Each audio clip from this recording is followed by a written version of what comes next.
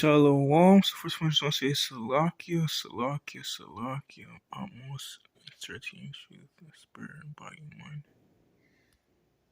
I'd like to watch on this epistle from GMS WATCHMEN. And what the curse is, and what Judah and Ephraim, one way from another, we all got curses. Whether it be spiritual, mental, physical. How much are you using now every day? This is Harlem, a place almost everybody has heard of, but where most outsiders have never been. Every urban problem that plagues this country is represented here, and you can find it all within a few blocks of this rooftop. Broken families, rampant street crime, the worst housing this side of Calcutta, alcoholism, street gangs, and the worst plague of all, drug addiction. At first, this segment was intended simply as an investigation of the heroin epidemic. The poppies are growing again in Turkey, and I wanted to... But Harlem, even the pits of Harlem, is a story so much larger than just junk and junkies. As James Baldwin once said, walk down any street in Harlem and see what we, this nation, have become. Ladies and gentlemen, tonight we're going on the block. This is Harlem. Welcome to America's backyard.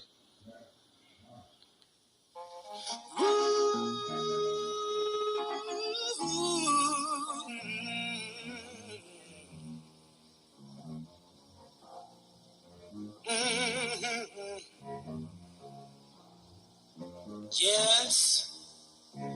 This is the Renegades when Roy Rosa, their president, and Rolando Gonzalez, the vice president, finally figured out that they were all running nowhere at full speed ahead. They met a building contractor, a tough ex-Marine named Tom Fascolas.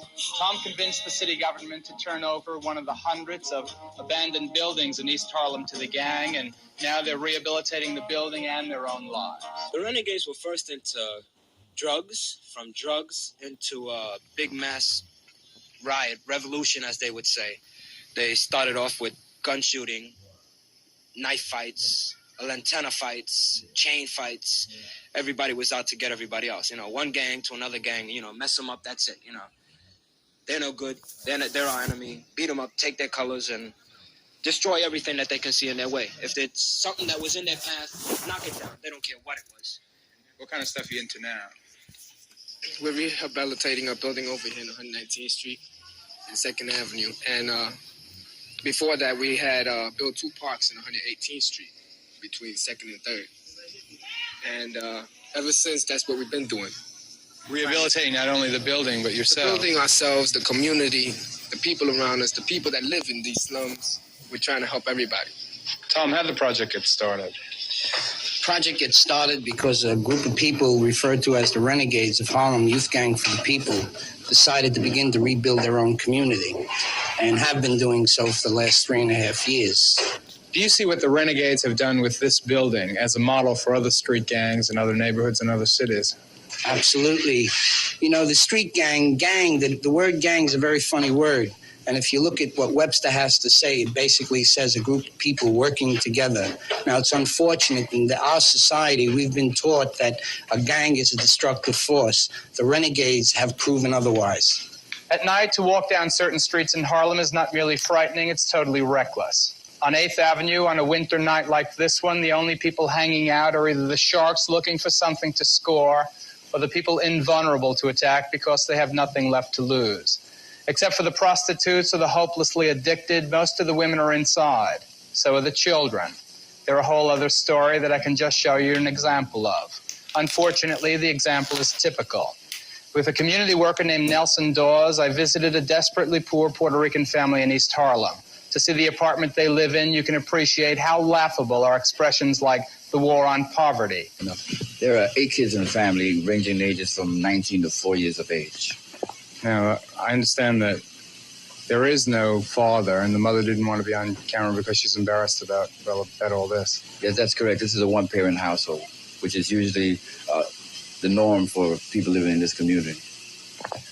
How do they How do they make it? Why do they have to live this way? Maybe that question is rhetorical. Maybe it doesn't have an answer. I don't know. But, I mean, in your experience, what's happening here? Well, I think what's happening is that the services that are supposed to be available for families like this is non-existent.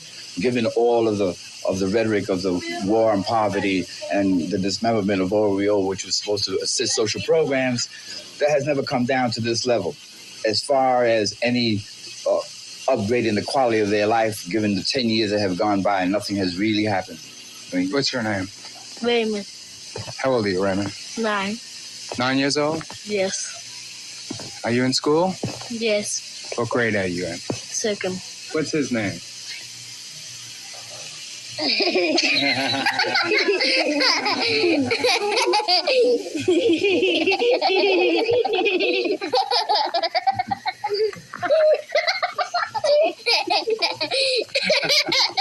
That's the best interview I ever did.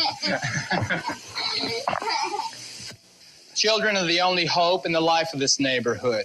This man is deaf. He's the dope dealer, and he operates unchecked and unafraid despite a new law that provides a mandatory life sentence for heroin pushers. What do you deal?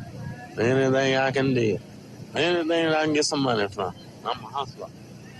But if the money is right, I'm right. How much can you make dealing heroin every week? $5,000. How much do you need to support your own habit?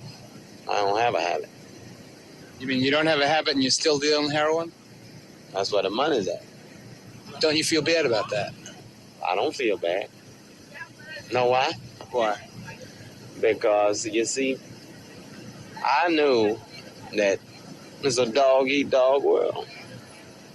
You know, and society as we know it now is to get money. Any way you can get it, the more money. If you got enough money, ain't no limit to the things you can do. On the other hand, if you don't have any money, you can't do nothing. Well, how many people get hurt by you doing that? How many people just get strung out on dope by your dealing? That's their problem. That's their problem. 2 or 3 years ago, federal officials estimated that there were 500,000 heroin addicts in the United States. Half of them lived in New York City, and half of those lived in Harlem. Since then, some of the heroin flow into this country from the Mediterranean has been stopped, and the number of junkies has dropped by at least 1/3. Thousands of others have been enrolled in government-sponsored methadone clinics, substituting one addiction for another, slightly less harmful, slightly less antisocial. But on the street corners and alleyways of Harlem, heroin is still king. There are clusters of men and women waiting around to score. This is the block. This is nowhere. How much are you using now every day? Now would run me every bit of about $40 to $70, $40 to $75 actually. Now, where do you get that bread? Whatever way I can, actually. And where is that? Now, tell me, be straight with me now. Now that's all like as far as like just hustling, really. Well, you rip off people too? Now, you got to tell me straight. Yeah, well, like, hey, if I have to. Let me see your arms. Let me see where you're shooting at. Put this up there. Now, you've been using this for 8 years, the same arm here? No, I've been using both of them, but this one is a brand new one, you know, that I just started back with. Let me ask you something. Don't you think you're killing yourself? Well, I can tell you that, right, truthfully, yeah. How many years you been using now? Like 22 years right now. 22 years you've been using? Yeah, how old are you now? I'm 35 now. Where you getting your junk now? I get it anywhere I can, uptown, downtown, you know, or I even go to Jersey sometime. Where's the dope coming from now? Right now, like, I don't know where, like, it coming from, but, like, I just get it from whoever got it. And how do you get the bread to get it? I do a little of everything. I might even rob, I might do burglary and everything like that, you know. Have you ever been in jail? Oh, many a time. How many times? I can't even count them, there's so many. Don't you think you're on a one-way street, brother? Matter of fact, I know I'm on a one-way street, but like, I can't do no better. Let's see where you're shooting at. Sure, that's an old scar. Look at that. Now, how do you feel about this, man? Let me ask you. Let me tell you something. Every time I look at it, it hurt my feelings. You understand? I feel like less than a man when I look at it. But what about your family? That's how I feel less than a man. Now I know how my people feel. Well, when did you start using heroin? when I was 20 years old. I'm 30 now. Do you have any children? Yes, 2. A boy, 4 years old, and a girl, 7. Were they born addicted? Well, my daughter was born addicted to heroin, and my son was born addicted to methadone. Well, how did that make you feel as a mother? Lousy. But, I mean, couldn't you do something about it? What can you do? You know, that stuff seems to have you overpowered some kind of way, and even those that are really loved more than it is, you know, heroin and stuff, it just can't seem to do nothing about it. How did you get hooked? Well, some fellow I met in the Bronx, I was going out with him, and he was using drugs. I didn't know it at the time, and he just offered it to me, and I took it like a fool, and then after that, I just continued using it. I liked it, and when I got addicted to it, I needed it. How much are you using now every day? About 2 quarters. How much is 2 quarters? About $150 now, about anywhere from 55 to 60 a quarter. Now, that's an awful lot of money. Some people don't get paid that much money in a whole week. Where are you getting it from? Yeah, well, you know, I boost. You know, boosting is stealing, and, you know, layman's terms, weighing like, you know. Who do you steal from? Hey, anywhere and everywhere. Like I say, I'm a thief. But what was the last time you stole? I'm saying, the last time I stole was day before yesterday. The day before yesterday? Yeah. What was it? Meats.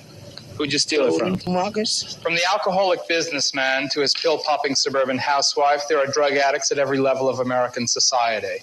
But only the poor suffer it so desperately with lives so hopeless. To get the money he needs to buy his drugs, a heroin-dope fiend will sell anything he can get his hands on. Anything that has a resale value on the street.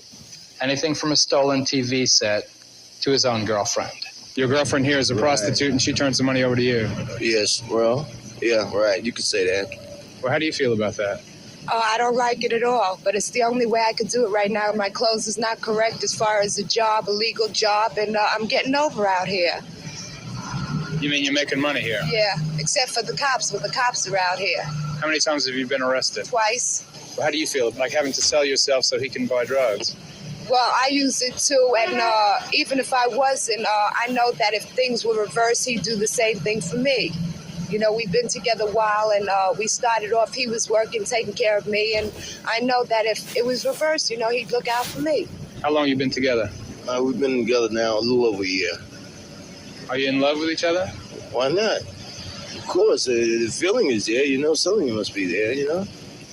Almost half the population of Harlem is under 20 years old, and most kids between 16 and 20 are out of school, and most of those are out of work.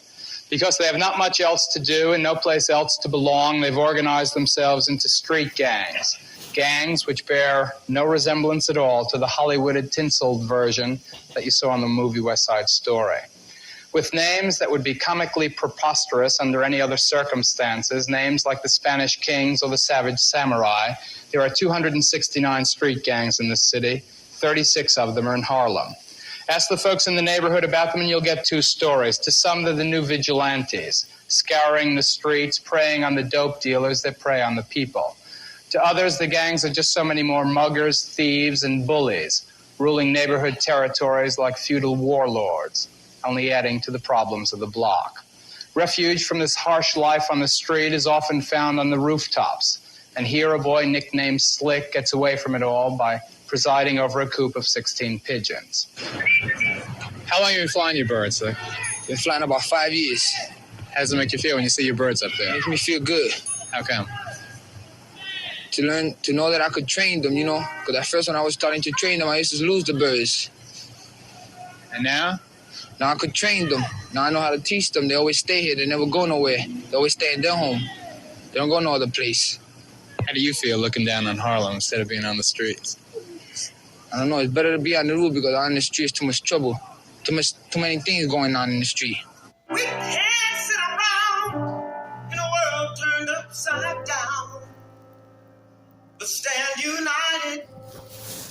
But stand united. But stand united. But stand. When good is bad, happy sad. Great is wicked and smart is stupid and black is ugly and love is murky and who we are is what we are. Treat with like children of a lesser God. Some of us run divided along racial lines and police crimes and brutal times and let's talk the truth, oh Lord. To all of the youths, yeah, Lord. Stand up. Stand united.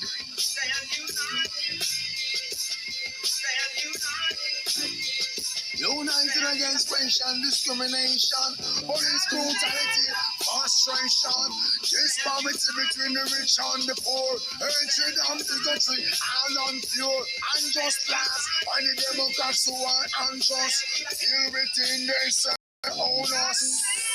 Stand up, stand united. They excited us, invited us, and divided us. Midas up on the Midas touch. Started hype this up. Boy, I ain't hype enough. I want the smoke and all that type of stuff.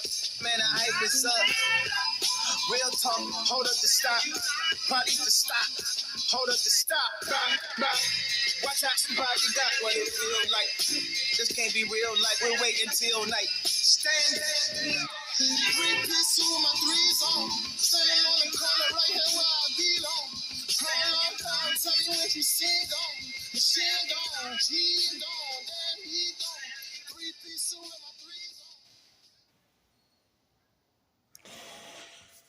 on. Alright, it should say Shalom. Salakia. Okay, first one, like HARLEM, Shai. Oh, praises. All honor, not glory to the Messiah, the Savior. Who come through his bright star, redeem us as hands of the soul God definitely is Edom. To faith in his gracious and faith in Messiah by his word. It says in Isaiah 30 and 21. The story walking in it. Turn to our left hand, to our hand, left hand. Move to one, moving, put the snow, the pine in front of thee. Just verse 8, this book of legend, put the mouth, but between day and night. Psalms 19 on fire. The words of my feet in the path. His words lead to our feet to our path. His words, His grace and freedom will shine. Redemption. Some skin, some skin, bone skin, death, bone, and great. Smoke, with. It's against Slovakia.